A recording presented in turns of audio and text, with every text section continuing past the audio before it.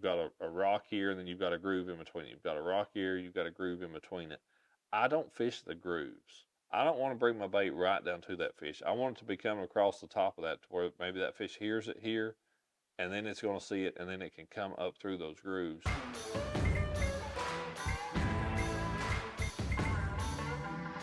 Hey everybody, welcome back to the technique of the month, and it is November. I'm still in my shorts because it's not November right now, but it is outside, and the fishing should be getting good with this weather cooling off. That's something that I always look forward to this time of the year. I like summertime. I enjoy the warm, but once it cools off here in the fall, leaves start changing, all that stuff. I'm ready for that reset. I guess is kind of what it is. But yeah, I do. I certainly enjoy the fall, and the lakes can get good again. You start getting a little less pressure on the lakes. A lot of people spending time, in the woods and stuff. You can definitely have some fantastic days of fishing in the fall. Something that we will have, a lot this time of the year. We'll have those fronts that come through, and we'll have systems that blow through, and maybe blow in some cooler weather and stuff. A big thing for me, and man, it's our lakes here in East Tennessee. I've seen it all across the country, down in Texas, Missouri, all over the place, man. The wind in the fall is most definitely your friend. If you're out there on the lake and you've got a breeze blowing this time of the year, I'm always going to go to it. You know, it can get extreme, but usually those fall winds, you can find a part of the lake where it's just enough or it's not too much. If it's really big waves crashing, you need to tuck in and get out of them a little bit. But finding those places where that wind is pushing, where that wind is hitting, is absolutely going to help you catch more bass this time of the year. It does a lot of stuff, but it really just breaks up the surface of the water. It creates current, and those type of things as a bass angler are putting the odds in your favor. And that's what you're trying to do this time of the year, because fall fishing, as we all know, man, one day can be great, the next day can be terrible. It can really be feast or famine. But finding those places where the wind's hitting is certainly going to put you're going to end up putting your bait in front of more active bass than not. Now, do I truly think that the wind blows over here on this bank and not on this bank, and these bass from here all swim over there? No, I think the bass stay generally where they are. There may be some congregation and fish move, some from one area to another, but generally speaking, I think there are fish in all different types of places. You're just trying to put yourself in a round where the fish are most likely to be caught, the ones that are easiest to catch. That's what I'm looking for. I need those dumb ones. I like the dumb bass that are set up in a way that I can target them and catch them. So a couple things, a couple baits. We talked about in the pick two. We talked about the small swim bait, the little Bass Pro Speed Shad, and we talked about that new Rapala Maverick jerk bait. Both of these baits are great shad imitators, great bait fish imitators, and when you've got those windy days, both of these baits you're able to fish in that wind pretty well with that quarter-ounce head on that little swim bait on a spinning rod setup.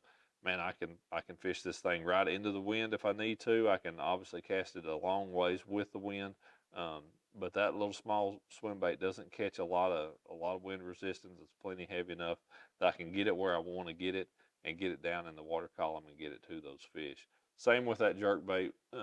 With that Maverick having a slide weight in it, man, that thing casts extremely well, and it's just a bait that you're able to get out there, and it'll run 5 or 6 foot deep on 12 pound fluorocarbon line like I fish it on.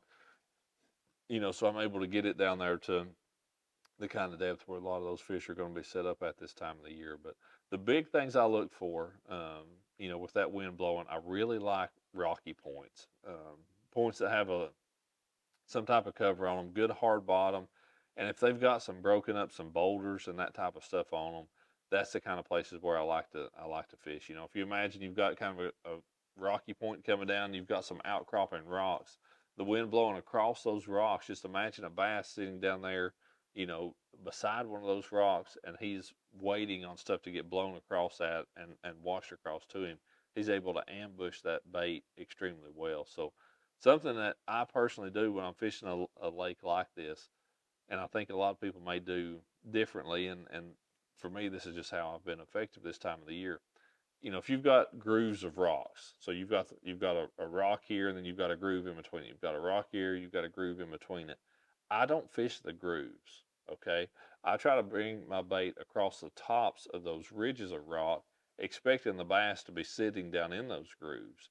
I don't want to bring my bait right down to that fish. I want it to be coming across the top of that to where maybe that fish hears it here, and then it's going to see it, and then it can come up through those grooves, as well as the fact that if I try to fish every one of these grooves, that's going to take a lot longer than it is to fish them, fish 2 or 3 casts across this way, across that point or something. So really having to fish down every single groove is going to take a lot more time. If I know those fish are in 6 to 8 foot of water is where I've been catching them at, I can kind of fish that depth across the point that way and do it a lot quicker and run from point to point to point. Because there may be times you find a point that's got 2 or 3 fish on it, but a lot of times it's going to be a fish here and a fish there. You need to cover as much water still as you can and try to find those places that's got a few active fish. But if you spend too much time on every single point fishing every part of it, man, you're just going to eat up a lot of your day and not be able to cover enough water to generate enough bites throughout the day. So being productive, not really milking a place, trying to catch the active fish or two off of one spot, run to the next one and try it again. And the other part of that pattern, you're going to figure out they're really set up on this part of the wind. Are they right where the wind is smoking in the most? Are they kind of where it turns off to the side just a little bit? Really pay attention to how that wind is hitting those points and where your bites are coming from, because that's all part of the pattern that you're going to want to put together on those windy days, fishing with those two baits on those points in the fall. So yeah, windy points, fall fishing, man, they go hand in hand together. And don't be afraid to get out there and embrace the wind on those days in November. It can definitely put a lot of bass in the boat for you.